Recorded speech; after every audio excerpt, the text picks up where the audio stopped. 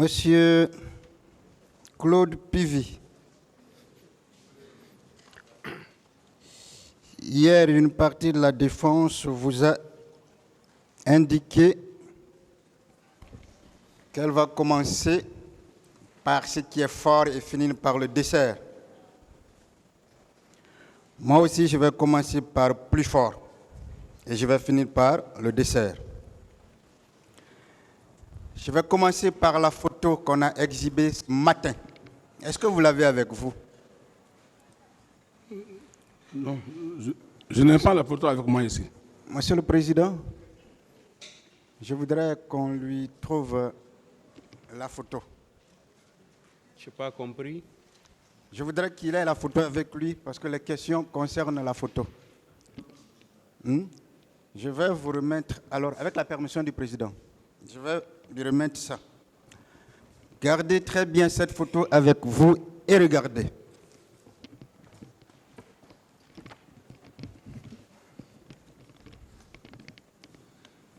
Monsieur Pivy, quand vous preniez le pouvoir, quel grade aviez-vous?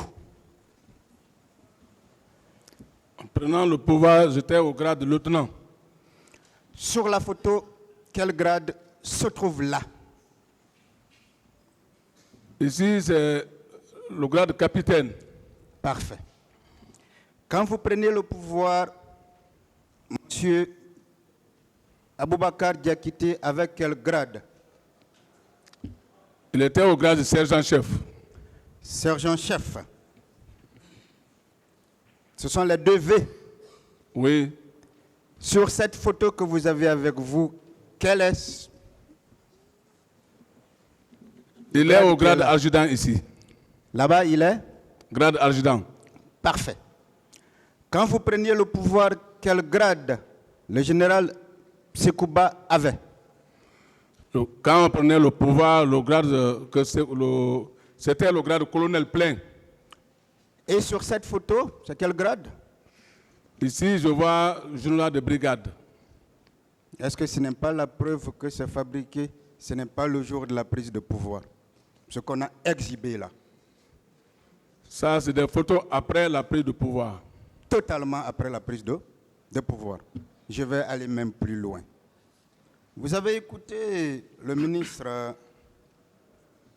Diaby ici. Il avait déclaré ceci, qu'il a été appelé par ses amis et quand il est arrivé devant le camp, Makambo était là le jour de la prise de pouvoir et lui a dit, si vous ne prenez pas le pouvoir la nuit là, on va tous, je ne sais pas vous tuer, je ne sais plus, je peux me tromper. Ce jour-là, ça veut dire que Makambo était à la porte et n'était pas à la prise de pouvoir, n'est-ce pas? Oui, il était à la porte. Est-ce que sur cette photo, il ne figure pas Makambo? Sur cette photo, attention. Juste entre votre tête, passez-moi l'expression, et la tête de M. Toumba. Est-ce que ce n'est pas Makambo qui est derrière? C'est Makambo qui est derrière. Est-ce que Makambo pouvait-il être à la porte du camp et être au lieu de prise de pouvoir?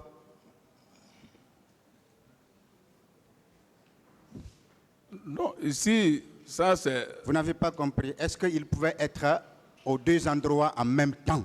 Non. Non.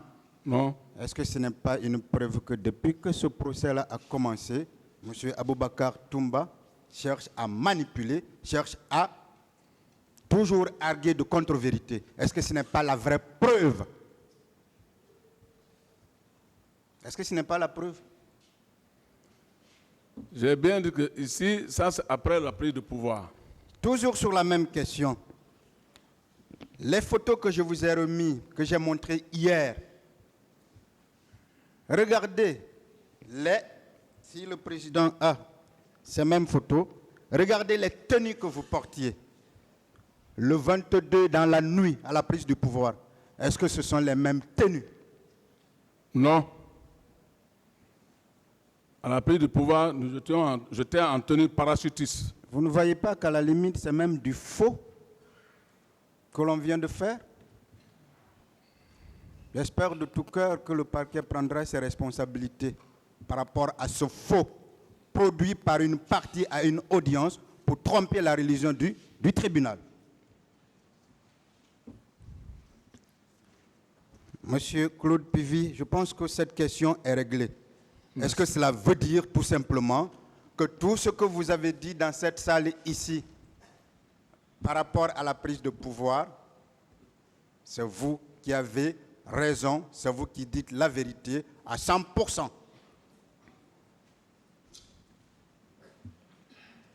Bien sûr. Bien sûr. Est-ce qu'un tel plaideur qui ne dit pas la vérité doit être entendu par le tribunal et même par toutes les parties? Bien sûr. Est-ce que celui qui dit des contre-vérités et qui produit en faux à une audience doit être, ces déclarations doivent être prises au sérieux? Non. Alors, M. Claude Pivy, c'est vous qui avez été l'homme fort du 22 et 23 décembre 2008. Même sur la photo, mais regardez la position du président. Mais ce n'est pas le patron qui regarde ses subordonnés, mais regardez comment il est arrêté à côté. Est-ce que ce n'est pas le patron qui regarde ses subordonnés qui discutent entre eux? Bien sûr. N'est-ce pas la preuve, encore une fois, que la prise du pouvoir, c'était M. Coplan, l'armée guinéenne, et Dieu, comme le dit celui qui a été le président de la transition à l'époque. N'est-ce pas cela? C'est ça. Exactement. On va avancer. Je pense que ça, c'est très clair. Mais, puisque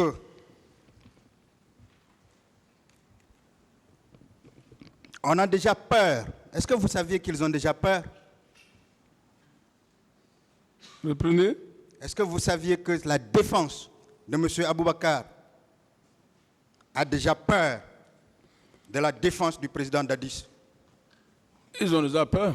Ils ont déjà peur, c'est Bien pourquoi, sûr. alors même que je n'ai pas encore produit un passeport, ils en parlent parce qu'ils savent que j'ai tous les éléments qu'il faut contre eux. C'est cette peur-là qui les amène à ne pas vous respecter ou parfois à titiller même les autres avocats. Mais nous n'en ferons pas autant. On va avancer. Hier, je vous ai lu ici une déclaration du président El Hadj Cellou Dalein Diallo. Vous le connaissez bien? Si, je connais le président C'est Cellou un Dalein. homme responsable, n'est-ce pas? Oui, Est-ce que c'est un grand homme? c'est un grand homme. Est-ce que selon vous, ce grand homme ne peut pas dire des contre-vérités? Si, il peut dire.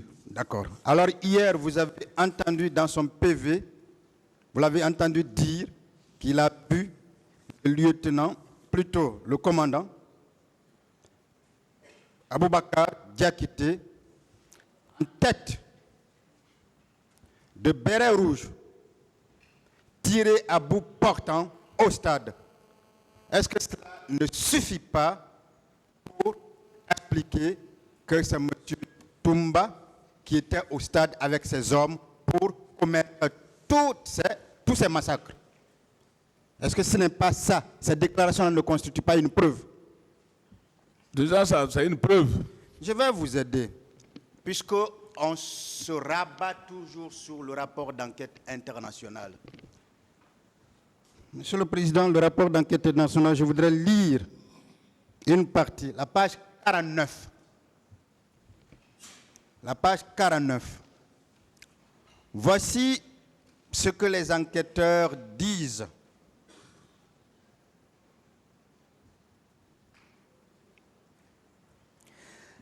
La commission dispose d'éléments suffisants engageant la responsabilité pénale directe du lieutenant Aboubakar, ici ils ont dit Chérif Diakité dit Toumba, voire une responsabilité de commandement pour les faits qui se sont produits dans le contexte de l'attaque du 28 septembre et les jours suivants. Plus loin, on ne peut pas lire tout. Je vais vous poser des questions quand je finis. Plus loin, il est indiqué sur la même page, in fine. La commission a pu confirmer que le lieutenant Toumba est entré dans le stade au même moment que les hommes sous son contrôle. L'organisation et la coordination entre les forces de sécurité durant l'attaque, décrite au paragraphe 206 dessus, démontre le degré de contrôle effectif, je pèse mes mots, de contrôle effectif que Toumba avait sur les membres de la garde présidentielle. C'est d'ailleurs le lieutenant Toumba lui-même qui a indiqué à la commission que, c'est une citation qui commence, l'institution militaire obéit au commandement et aux ordres et ne peut être traitée comme une institution civile, confirmant ainsi sans non sans fierté, le contrôle qu'il exerce sur ces hommes. Il convient de noter qu'il a refusé, contrairement au commandant Thiebro, que la commission s'entretienne avec certains de ses subordonnés. Le dernier paragraphe que je lis. La présence du lieutenant Toumba au stade et en différents endroits après les événements survenus dans l'enceinte du stade indique qu'il savait où, du moins il pouvait savoir, que ses subordonnés étaient responsables des crimes décrits dans le rapport. Non seulement le lieutenant Toumba n'a rien fait pour empêcher la perpétration de ces crimes, mais il a même directement participé à leur exécution. La commission conclut, dès lors, de ce qui précède qu'il existe de sérieux motifs présumés, également, ensuite la responsabilité individuelle et personnelle du lieutenant Toumba, une responsabilité solidaire en sa qualité de chef militaire. N'est-ce pas aussi la preuve que ces massacres ont été perpétrés par M. Aboubakar Toumba, M. Aboubakar Diakité alias Toumba? Oui. Est-ce qu'à partir de là, lorsqu'on indique que c'est lui-même qui le dit, avait une commission effective sur ces hommes, est-ce qu'on peut le disculper de cette responsabilité pour faire supporter cela par le président Dadis? Non, on ne peut pas. Non, n'est-ce pas? Oui. Monsieur Claude Pivy, Oui.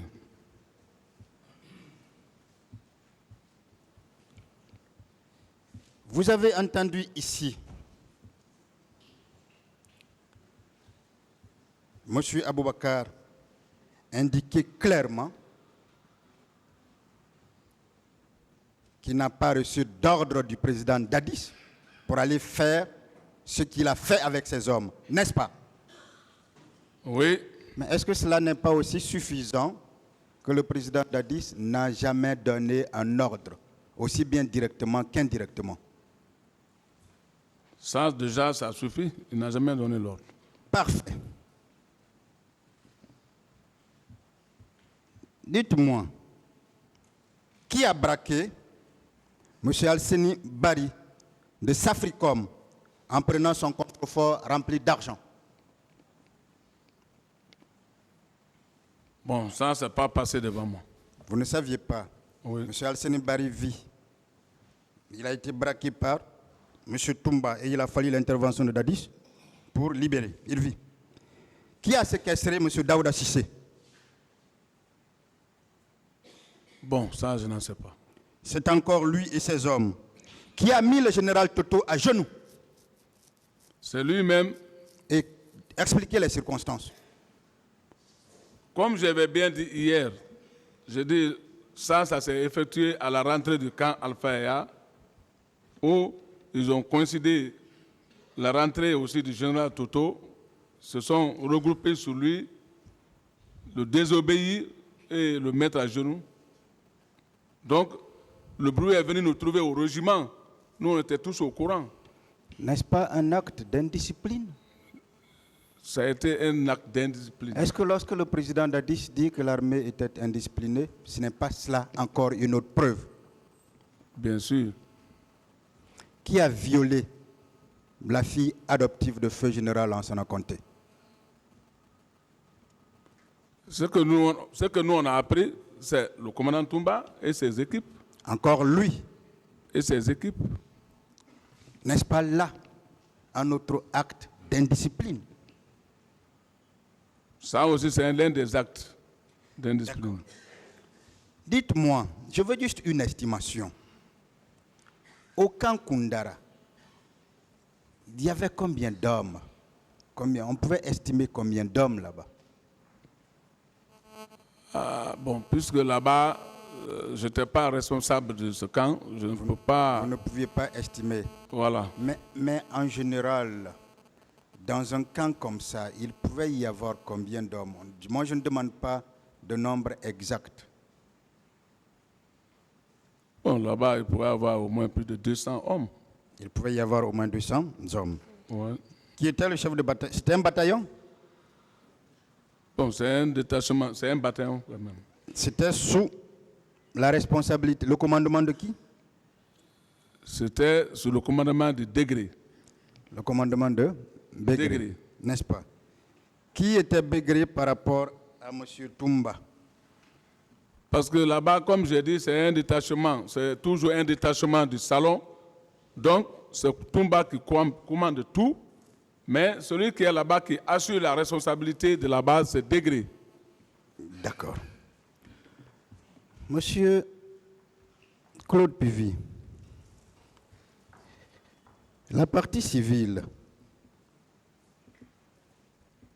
vous a posé la question de savoir si vous pouvez indiquer ce que le président Dadis a fait concrètement ou a posé concrètement comme action pour éviter les événements du 28 septembre. Je vais vous lire une partie de la déposition de M. Toumba, plutôt de M. Tibou Kamara. Vous connaissez Tibou Kamara? Bien sûr, je le connais. Qui il était? Il était aussi un membre, quand même, un membre du gouvernement attaché à la présidence. D'accord.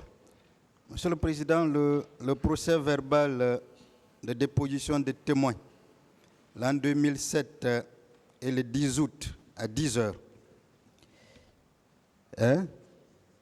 Oui, l'an 2017 et le 10 août à 10 heures. Page numéro 2, à la fin.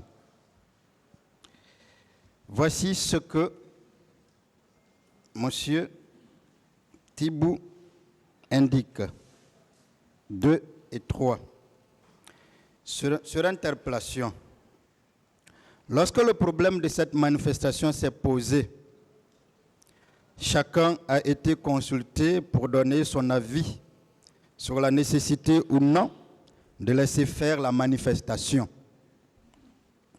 Personnellement, étant pour le respect des libertés démocratiques, j'ai essayé de convaincre le président du CNDD pour qu'il autorise la manifestation, surtout que les manifestations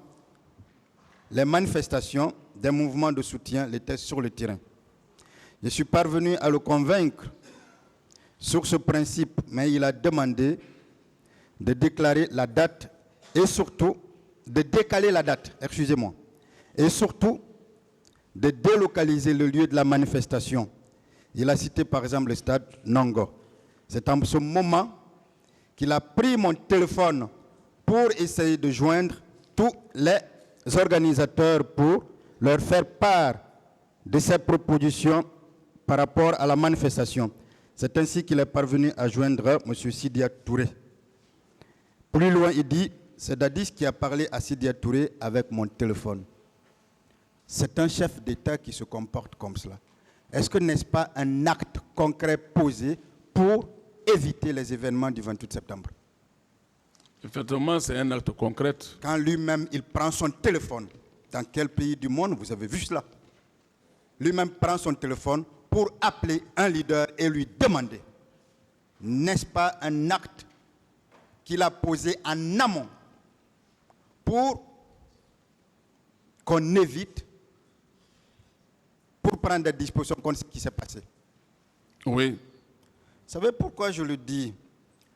Parce qu'on veut banaliser de l'autre côté. On vous fait comprendre que ça a été un acte des actes de dernières heures prises pour masquer ce qu'on avait déjà préparé.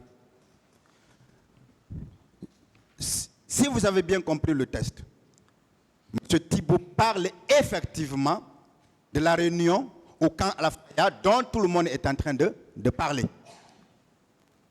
L'objet, c'était quoi? C'était que chacun se prononce sur la manifestation. Est-ce qu'il ne ressort pas clairement de ce PV cela? Si. Est-ce que vous connaissiez les rapports entre M. Thibault Camara et le général Sekouba Konaté? Il y avait de bons rapports. Savez-vous que Thibault n'avait aucun intérêt à ne pas dire la vérité? Ce qu'il a dit est effectivement la vérité? Effectivement, la vérité. Parfait. Est-ce que vous êtes aussi au courant qu'à travers Jean-Marie II, qui était désigné par les forces vives de l'époque comme porte-parole, le président a demandé aux différents religieux de le rencontrer et une délégation est allée le voir? J'avais attendu ça. N'est-ce pas un autre acte posé par le président Dadis pour éviter ce qui s'est passé? C'est des actes posés. Alors, si on vous demande qu'est-ce qui a été posé en amont, voilà des éléments concrets. Est-ce que ces éléments-là ne pouvaient pas suffire ou ne suffisent pas pour dédouaner le président Dadis en ce qui concerne l'amont par rapport à ces faits qui sont commis? Pour ceux qui interviennent après, nous en parlerons avec lui. Ça suffit largement. Est-ce que cela n'est pas suffisant? C'est suffisant, n'est-ce pas? Oui. Merci. Monsieur Claude Pivy, on vous a posé une question qui m'a fait rire, mais c'est la peur. La défense de M. Diakité vous a dit, après la production du rapport de la commission d'enquête internationale, pourquoi n'avez-vous pas arrêté M. Aboubacar Diakité? À quel moment le rapport a été produit? C'était en 2010, n'est-ce pas? Oui. Mais est-ce qu'en 2010, M. Aboubacar Toumba n'était pas en fuite? Mais il n'était plus là. Mais est-ce que vous pouviez l'arrêter matériellement? Non. Est-ce que cette question-là a vraiment un objet par rapport à son contenu? Ce n'est pas un objet. Il n'était plus là, il était en fuite. Vous ne pouviez même pas l'arrêter. Oui. Parfait. Mais est-ce que le président Dadis lui-même était ici? Non. Il avait été touché et il était en convalescence. Il était déjà touché, il était déjà au traitement au Burkina. Est-ce qu'à ce moment-là, il pouvait vous dire encore de continuer à arrêter quelqu'un qui est déjà en fuite? Non, il ne pouvait pas. Vous saviez pourquoi il a fui vers le Sénégal? C'est ce qui leur fait peur. Est-ce que vous le saviez? Non. Je donnerai les raisons quand le président Dadi sera là.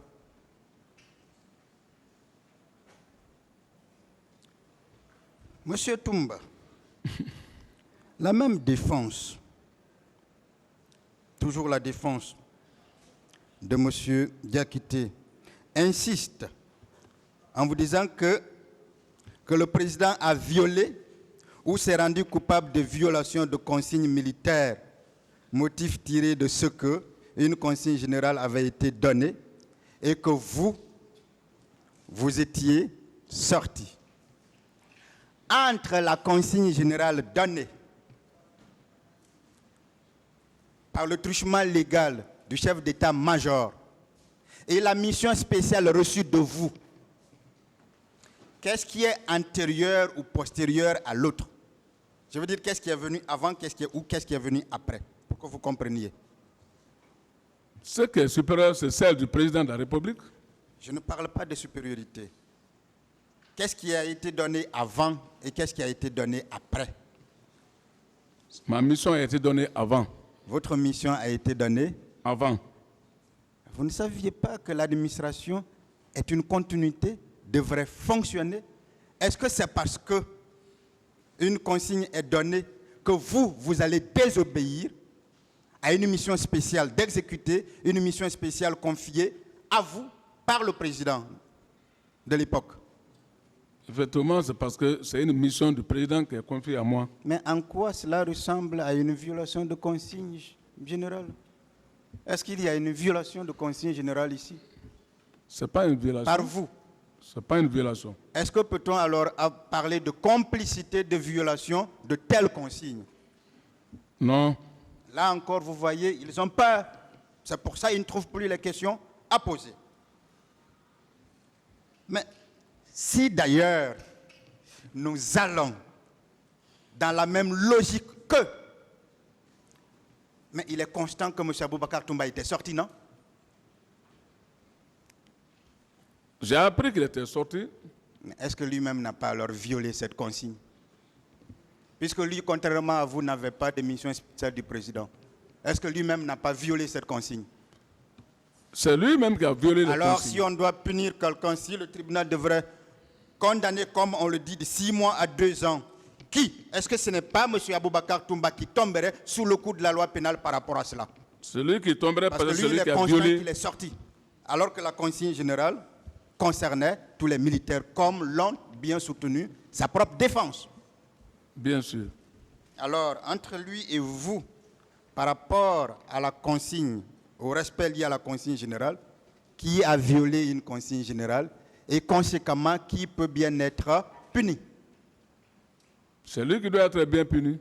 C'est non seulement lui qui a violé cette consigne générale, et si quelqu'un doit être puni avec cela, c'est bien lui, n'est-ce pas?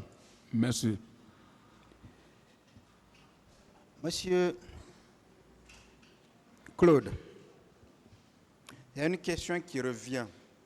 Je veux que vous fassiez un effort, ou on va le faire ensemble, pour distinguer entre la présidence de la République en tant qu'institution, le président de la République en tant qu'institution et le président de la République en tant que personne physique. Lorsqu'on dit que vous êtes ministre chargé de la sécurité présidentielle, est-ce qu'à côté du président, il y a plusieurs autres services à la présidence? S'il y a d'autres services au niveau là-bas.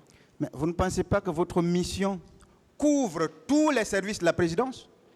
Ça couvre toutes les missions de la présidence. Ça couvre toutes les missions et tous les services de la présidence, n'est-ce pas? Oui. À la présidence, il y avait un directeur, un secrétaire général. S'il y avait un secrétaire général. Il y avait un secrétaire général du gouvernement attaché à la présidence. Bien. Il y avait même un ministère de la Défense qui était également attaché à la présidence. Il y a tous un ministre de la Défense attaché à la présidence. Il y avait une institution appelée protocole de la présidence de la République. Il y avait un protocole. Mais est-ce que votre rôle n'était pas d'assurer la sécurité de tous ces services-là? Mon rôle, c'était d'assurer la Alors la pourquoi défense vous de ces continuez à indiquer ou à faire croire que vous aviez un ministère sans portefeuille? Bien sûr, mon rôle était d'assurer. Alors vous aviez un véritable rôle qui allait au-delà de la personne du président de la République. N'est-ce pas? Bien sûr. Alors c'est cette personne-là. Est-ce que c'est cette personne-là, la personne du président de la République, qui était gardée par son aide de camp? Oui. Mais c'est normal, n'est-ce pas? C'est normal. Alors, et la personne du président de la République et l'institution qu'incarne le président de la République devraient être assurées par vous en tant qu'administrateur, donc ministre chargé de la sécurité présidentielle. C'est bien cela? Bien ça. On va aller plus loin. Lorsqu'un aide de camp dit que je pouvais rester, voir que le président est allé ailleurs sans moi, est-ce qu'il jouait bien son rôle? Non. Mais l'aide de camp, c'est qui? C'est celui qui doit poser ses pas, où les pas du président sont posés, n'est-ce pas?